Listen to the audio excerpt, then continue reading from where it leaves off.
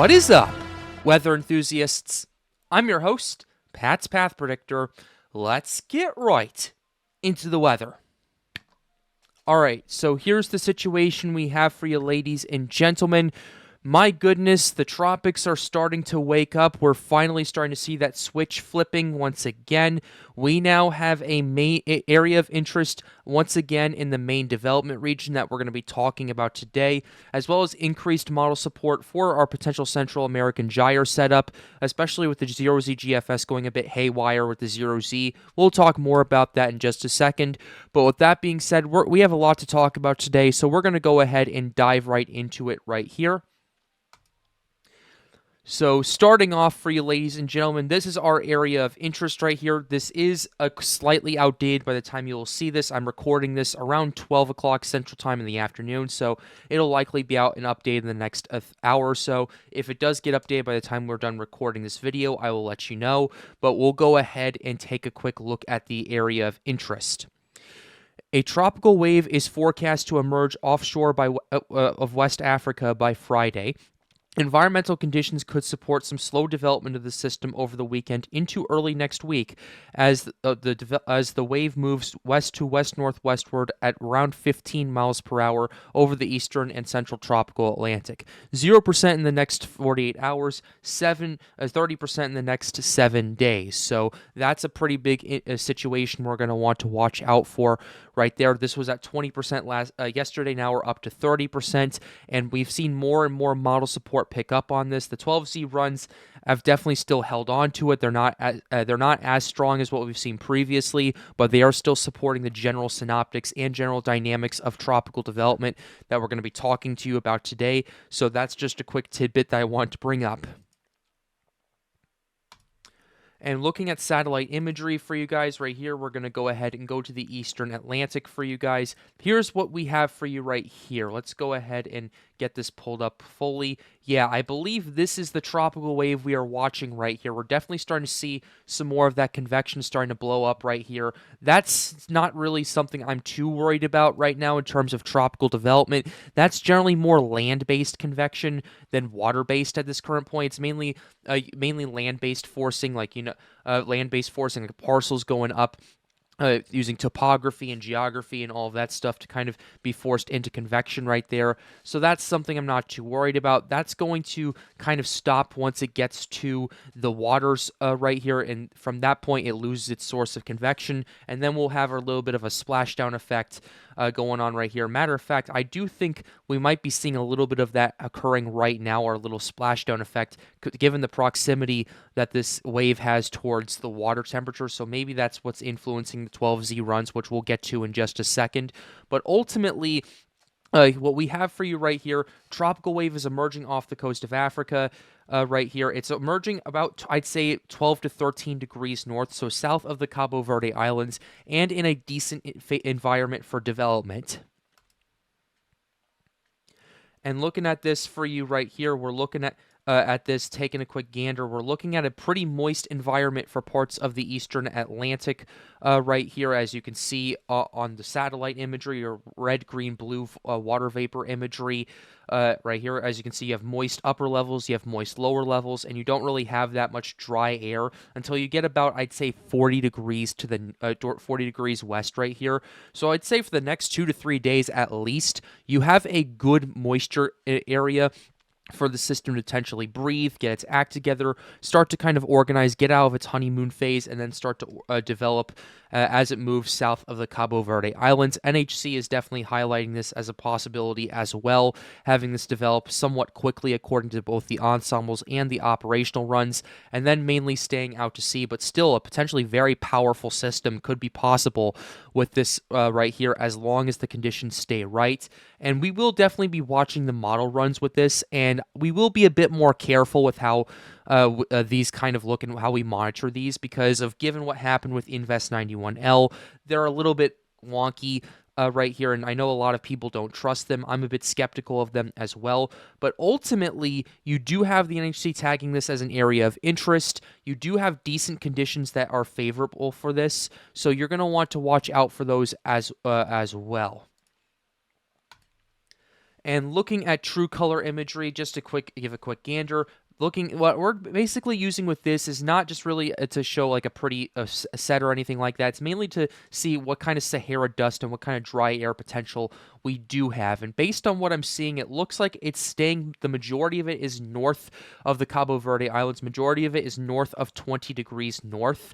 So that's a situation that you're going to want to watch out for as well. And ultimately, that's kind of an area that I'm not too worried about, at least early on. Maybe down the line, things will get a bit more unfavorable in terms of dry air and dust and all that stuff. But at least for the next 2 to 3 days, I wouldn't be too worried about that hindering any tropical development. But we're going to want to watch out for that because anything can happen at this current point. But ultimately, you do have this starting to come off the coast of Africa, and then you have more and more model runs starting to really pick up on this and other areas of development, both in the MDR and Central American Gyre, that we are going to be talking to you about today. So we're going to go ahead now and go to some model runs and to some ensembles to kind of give you a general gist as to what we're thinking about right here. So here's what we got for you right here. This is the GFS ensembles that we have pulled up for you right here. They've mainly been leading the charge for this area of interest getting tagged right here. The Europeans definitely starting to pick up on it more as well, and the operational run too is finally starting to catch up to it. But ultimately, it's mainly been the GFS that's interestingly been leading the charge. So let's go ahead and show you this. So ultimately, what you have with your development is nothing's really going to start right away according to this chart right here. Maybe stuff won't start for the next, I'd say, 3 to 4 days. And as you get to about 96 hours out, which is about 4 days out based on what I'm showing you right here, we have a scenario where ultimately ultimately the situation is kind of things start to it remains a remnant low for a while, then it starts to organize and potentially do something about 4 days out, and as we go to about 5 days out after that, you can start to see there is a little bit more power associated with these runs. But another thing to note, these model runs are considerably further to the west than what we've noticed previously. Before, what we were looking at was, okay, maybe this kind of develops and then gets yanked up to the north a little bit, and the model runs have definitely kind of reflected a more northward shift compared to what we've seen previously. But now that we are seeing a bit more of a westward shift, I do find that kind of interesting. I still do not think this poses a threat to land at this current point in time, but we do want to pay attention to it just in case this becomes less of a one-time thing and more of a consistent trend. So we'll have to pay attention to it here on the channel. But going to 6 days out for you right here, 6 days out, yeah, you're starting to see that turn more so towards the north, but you're also noticing a lot of power with these ensembles as well. And another thing to note is the more powerful these ensembles are, the quicker to the north that this trend and this turn will begin. And the reason I say that is because ultimately, as a system starts to develop and starts to potentially rapidly intensify after tropical development, you do have the Coriolis force that kicks in that kind of drives the system further up towards the north. That's kind of due to the Earth's rotation right there. And it's ultimately up to the high pressure systems to kind of keep it moving to the west. And considering we do have a slightly weaker high pressure system than we did last time, you're going to have a scenario where it's going to drive further up to the north than what we would originally think there is right here. But still, there is a pretty big spread on this that we're going to want to pay attention to. And then as we get to about 180 hours out, that's 7.5 days, yeah, that spread really starts to ramp up and really starts to turn up right here. Pretty much the spread is anywhere from close to the Lesser Antilles all the way towards pretty much out to sea near the Cabo Verde Islands. So there is still quite a lot of uncertainty with the track with this after 5 days out. So we do want to keep that in mind. But ultimately, you do look at these models and you do look at the ensembles and go, okay, we're looking at some sort of development this is favoring right here. But we don't know. There's a lot of unknowns with this. There's a lot of unknowns with the track, a lot of unknowns with the intensity. We don't know a lot of information. This still needs to come off the coast of Africa right here. Please do keep that in mind. But ultimately, you do have that starting to pop up, and you're starting to see a lot of ensembles with power associated with it, more so than what we've seen previously. So that's something you're going to want to watch. And then going to 8 days out, that's only exacerbated even more. Although this eastern area of interest does start to kind of weaken considerably as it moves into cooler waters, but those moving further to the west definitely could intensify pretty quickly, and we're going to want to pay attention to that. But you're also going to want to pay attention to what's going on in the Central American gyre as well. And we'll start talking more about that in just a second, but I do want to get to that MDR thing first and kind of go back out to about 10 days out just to jump ahead. You do have a lot of power associated with these ensembles, but they mainly stay out to sea, and you do have some western runs heading towards the Antilles and parts of the Bahamas over here, but they may remain pretty weak for a long time, and we're going to want to keep an eye on those, but the overall consensus for the MDR system is out to sea, but very strong. But now we'll go ahead and shift back just 6 days out and zoom in to this part of the Atlantic right here. We're going to go ahead and zoom in on this and show you what's going on over here. You're looking at more and more ensembles starting to pick up on tropical development happening in the Central American gyre, starting about roughly, I think it's 5 days out. You start to notice these ensembles starting to pick up, about then. And then as we get to about a week out, about 162 hours out, from here, you do notice a lot more of these ensembles picking up, and with a couple with a little bit of power with it, 1,004, 996 millibars. It appears that it's going to take its time to consolidate before entering the Gulf region is starting to intensify from there.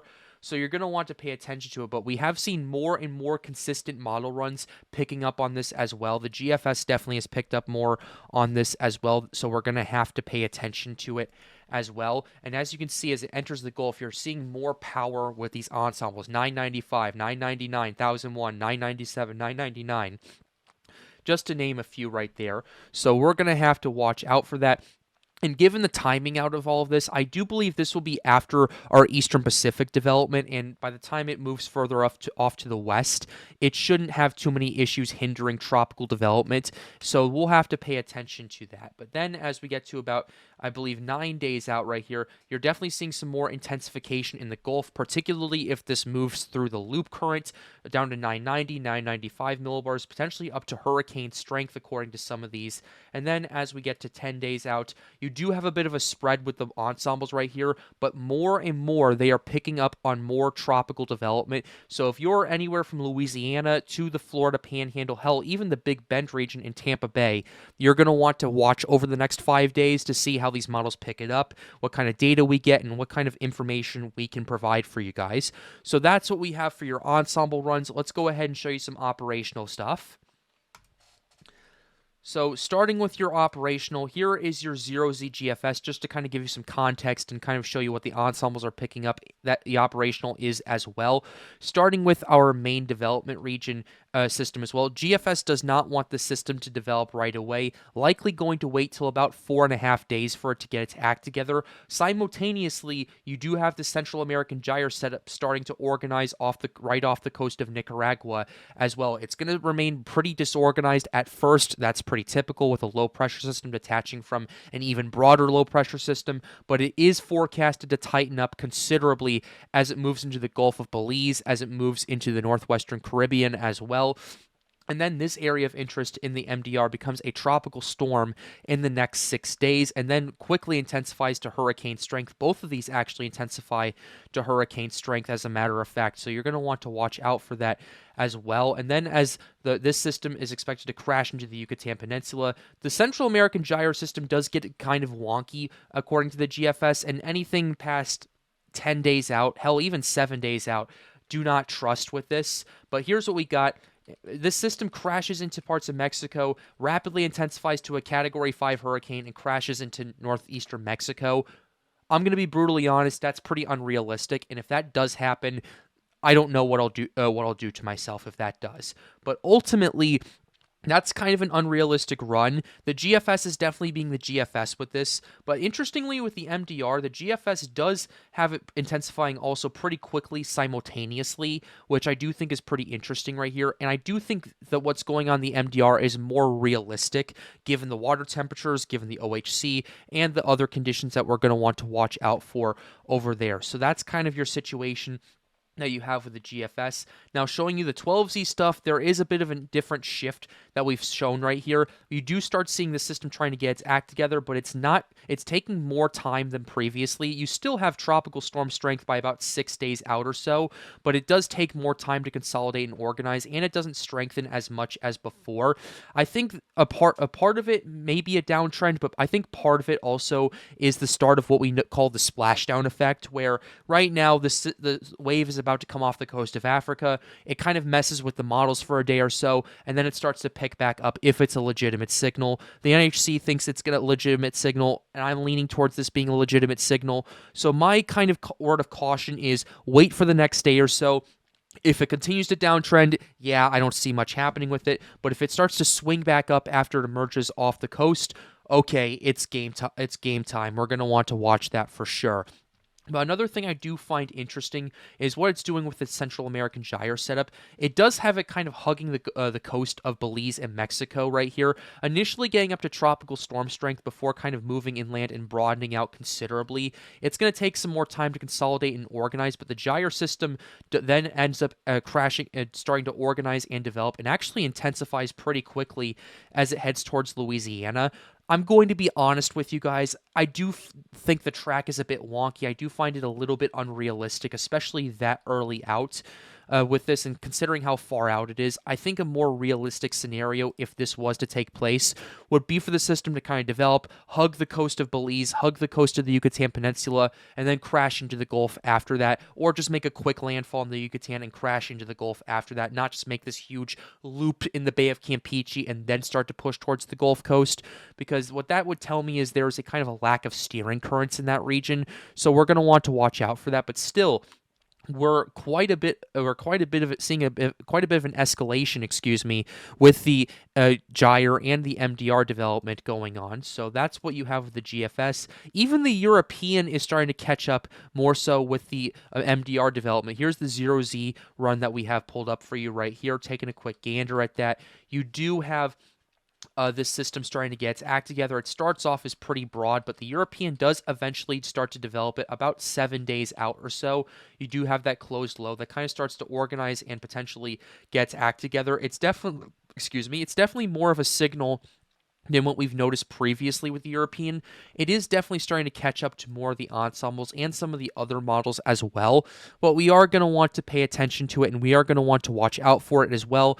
And I want to wait another day or so to see if the European continues to catch up with it or if it still lags behind. Because if we do see that inconsistency with the models, I'm going to go, okay, yeah, we're going to need some more data before we can say anything. Because ultimately, the European last time caught up pretty quickly and then just completely collapsed. It was the first model to actually collapse with Invest 91L. And then the rest followed suit the next day. So that's something you're going to want to watch out for. So we need more data. We need more information with the European that we're going to want to wait for moving forward. Looking at the Canadian run, the 12Z is already out. Okay, this is pretty interesting. Yeah, the 12Z Canadian actually has the system organizing and strengthening pretty quickly as well. And I believe the 0Z did as well. So we're seeing that. And the Canadian is also picking up on some of that Central American gyre development about 8 to 9 days out over here, starting to get its act together around the 21st of September. GFS has its getting its act together, I'd say, about a few days earlier. I'd say around the 16th or 17th of September. So we're going to want to watch out for that as well. But still, this Canadian is starting to pick up on both signals as well. And lastly, we'll go ahead and show you the Icon run. Here's the Icon's 12Z run right here. Icon's also developing the system pretty interestingly as well. So we're definitely seeing quite a lot of model support. We do want to wait for the European to get its act together, and we do want to wait for more data for the Central American gyre system, but the conditions are getting more favorable, and we are seeing the switch flip once again for development is back on. Wake up, baby. The Atlantic's about to wake up, and those are all things that we're going to want to watch out for here on the Pat's Path Predictor channel. I want to wait a few more days to get more data and information before we start streaming again, on this. I want to wait probably until Friday night or Saturday night to gather more data before we do that, but it's going to be one of those nights unless something unexpected happens and we see a decrease in model support like we did with 91L. So please stay tuned for that. I will keep you updated, and I will let you know our stream schedule. But with that being said, we're going to go ahead and close the video out right here. I really hope you enjoyed it. Be sure to like the video and subscribe to the channel if you are new. The goal, as always, is to get more people engaged with weather. If you'd like to help out, hang out, or ask us questions, feel free to join the Storms United Discord server. The link to that is in the end screen. And with that being said, have a wonderful day, guys. Stay safe.